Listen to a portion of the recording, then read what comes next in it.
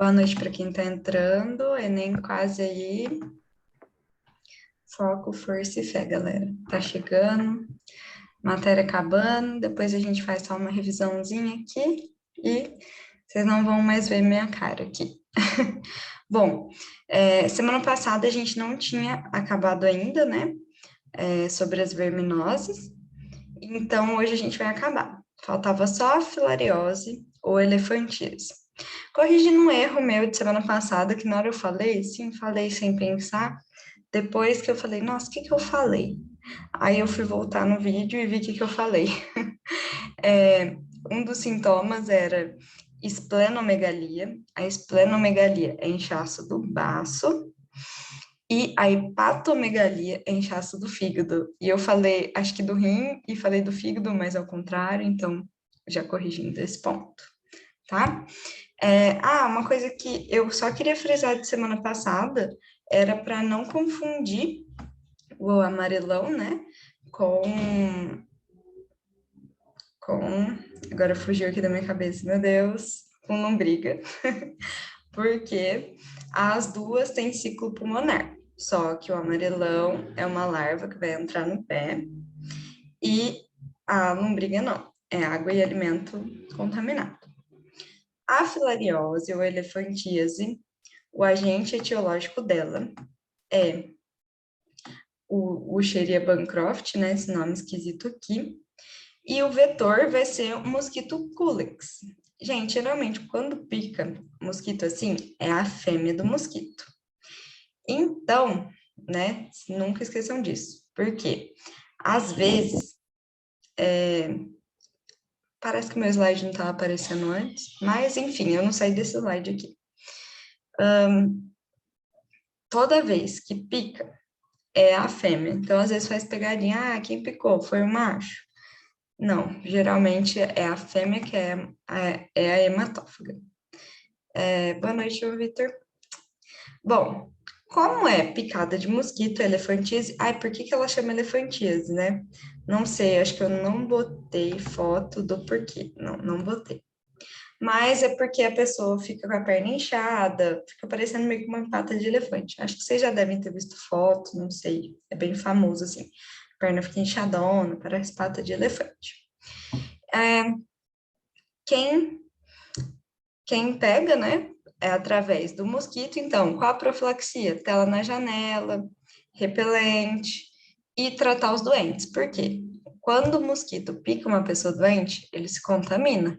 Então, a maioria das profilaxias que são assim de mosquito, gente, tratar doente.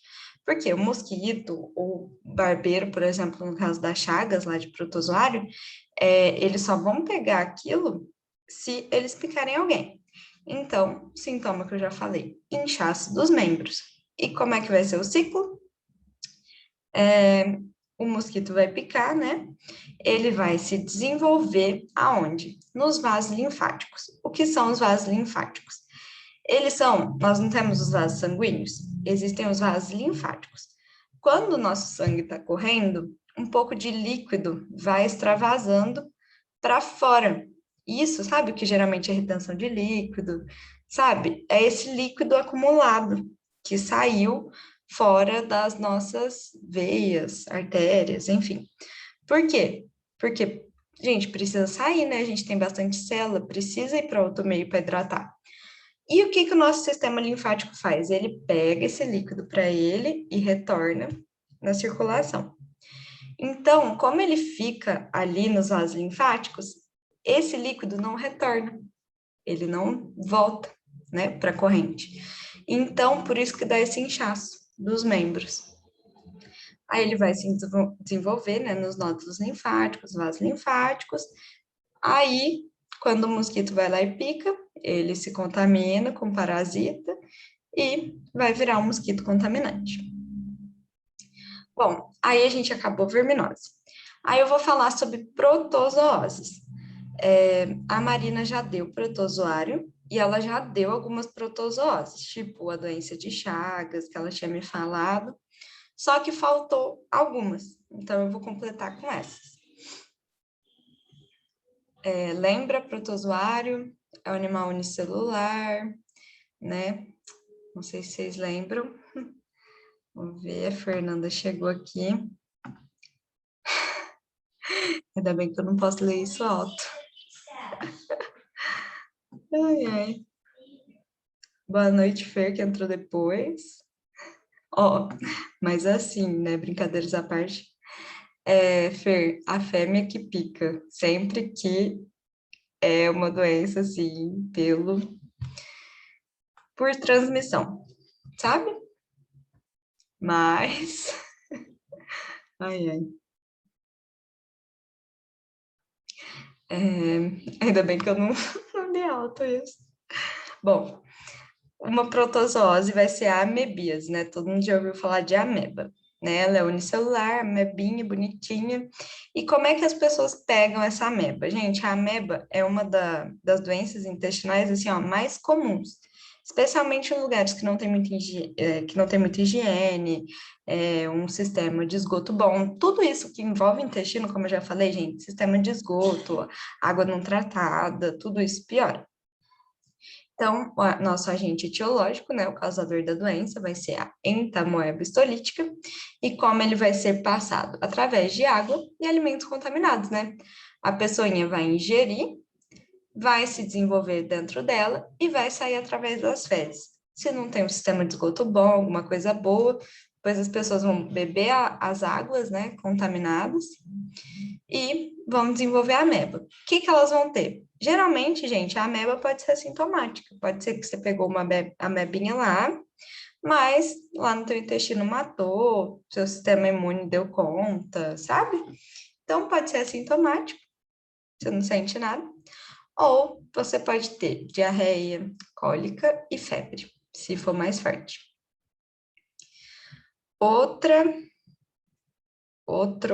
Meu Deus, hoje eu tô fugindo tudo o nome, gente.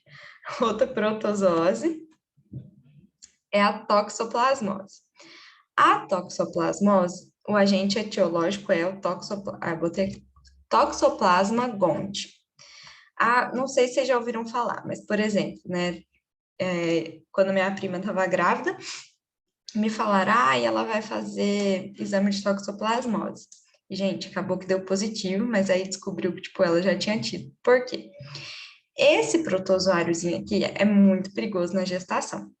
As pessoas que têm toxoplasmose, elas podem, né?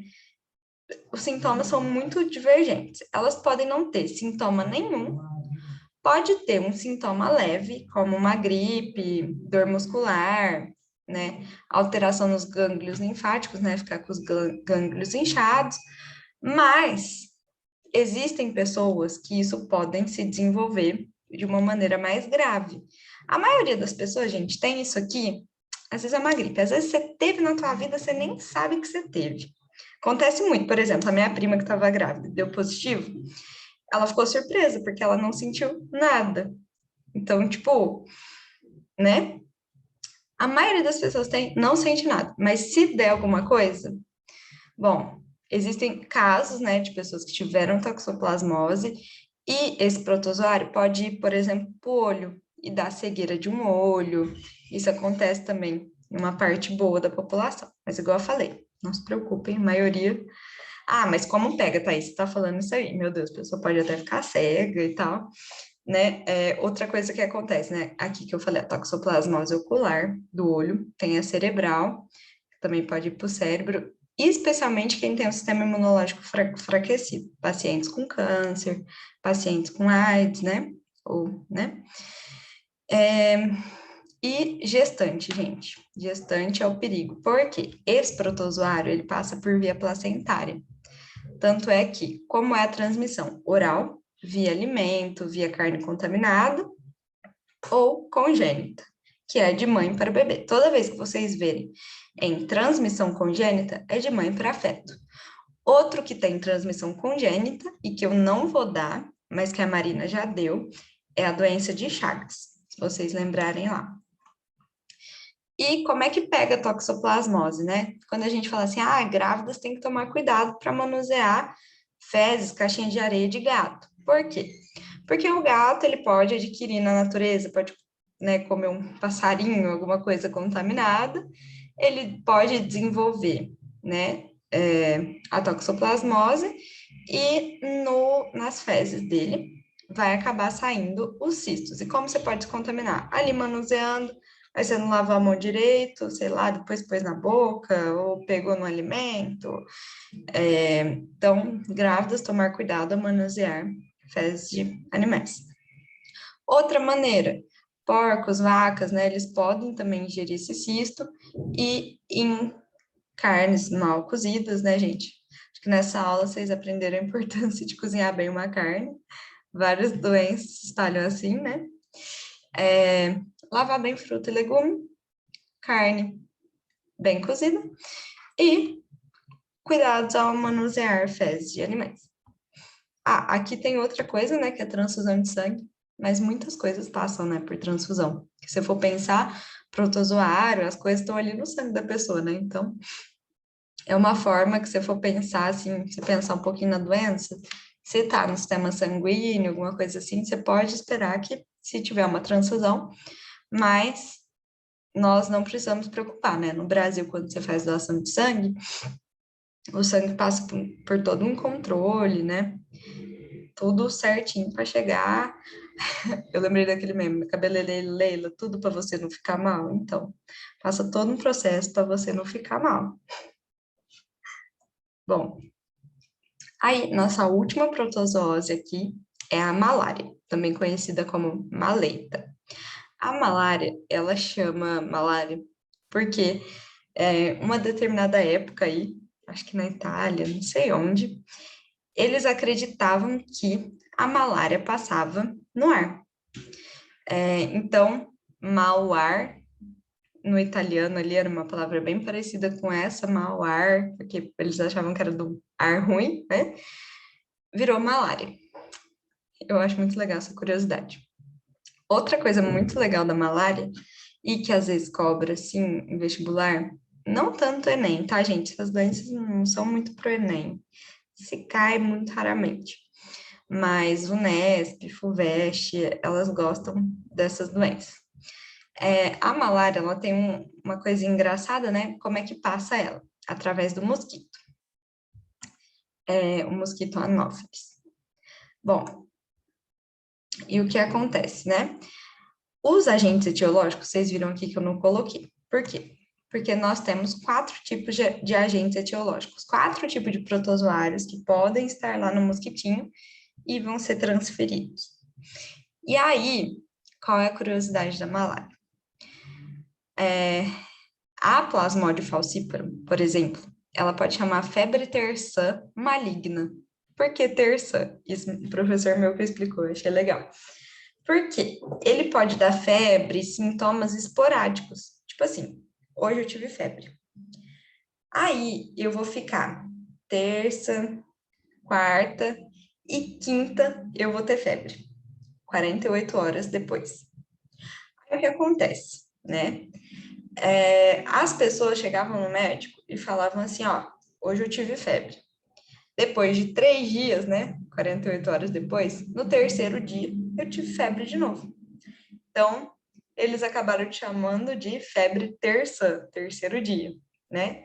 Aí tem a terça maligna, a terça benigna, a outra terça benigna aqui, e tem a quarta, né? Que ele voltava 4 dias depois. E aí, temos aqui os protozoários, Plasmodium malariae, Plasmodium ovari, o Vivax e o Falciparum. Bom, e como é o ciclo da malária? Gente, a Amazônia, esses lugares têm bastante malária. Acaba que muitas pessoas que às vezes pegam bastante, elas adquirem, até o sistema imunológico delas fica acostumado ali a pegar e ela não tem mais sintomas tão graves. Mas, de qualquer forma, tem que tratar o doente. Por quê? O doente, ele é um vetor, né? Se o mosquitinho pica o doente, ele pode infestar mais pessoas. Então, olha que louco, né? O sistema imunológico dele aprende a conviver ali, né? Depois de algumas infecções, só que ele continua transmitindo, né? Se o mosquito pica ele, pode passar para outra pessoa. Então, como é o ciclo, né? O mosquito, ele vai ser infectado, né? Aqui, ó. Primeiro ele vai ser infectado, a primeira pessoa infectada. ele vai se desenvolver no fígado e vai sair nas hemácias infectadas. Aí o mosquito vai picar, vai contaminar e assim vai o ciclo. Os sintomas, como eu já falei, são febre altas, calafrio, tremores. Olha, eu escrevi tremostre, sudorese, dor de cabeça. Às vezes, antes das pessoas apresentarem o sintoma, elas podem ter náusea e um mal-estar. E aí, como eu falei, né, essa febre alta, esse tremor, pode ser esporádico, né? Tipo, eu tive hoje, daqui 2, 3 dias eu vou ter febre de novo, né? Isso caracteriza muito malária. Profilaxia, por tratar de um mosquito, tela na janela, sempre, gente. Mosquito falou tela na janela, falou repelente, roupa, né? O povo vai para a Amazônia lá, para os rios, tudo com as roupas compridas, por quê? Evitar, né? Picada, mosquiteiros, e tratar os doentes, né? Não esqueçam de tratar os doentes, que eles são vetores. E essa é a nossa última doença, e eu vou terminá-la com uma curiosidade, né? Existe uma anemia que chama anemia falciforme. Ela deixa as hemácias, né? O nosso sangue não fica a célula bonitinha. Algumas células ficam em formato de foice. É uma doença genética, hereditária. E o que acontece, uma coisa muito engraçada, é que pessoas que têm anemia falciforme são menos propensas a terem malária. Olha que engraçado. E acontece que, por quê? Como ele infecta a hemácia, né, gente? Se a hemácia deles tem muita hemácia ali desconfigurada, ó, a hemácia é bonitinha, é redondinha. Então, quem tem anemia falciforme tem hemácia em formatinho de foice. Algumas, né? Fica mais difícil para ele infectar, ele não consegue se proliferar. Então, gente, olha como a natureza é da hora. Em lugares que tem muita malária, né? Em lugares que tem bastante caso, a tendência é existir mais pessoas que tenham anemia falciforme.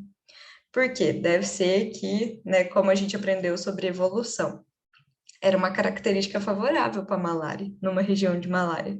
E é uma característica que foi selecionada? Vale pensar, né? Porque é mais alto em lugares que tem malária. Então, bom saber, né? Legal.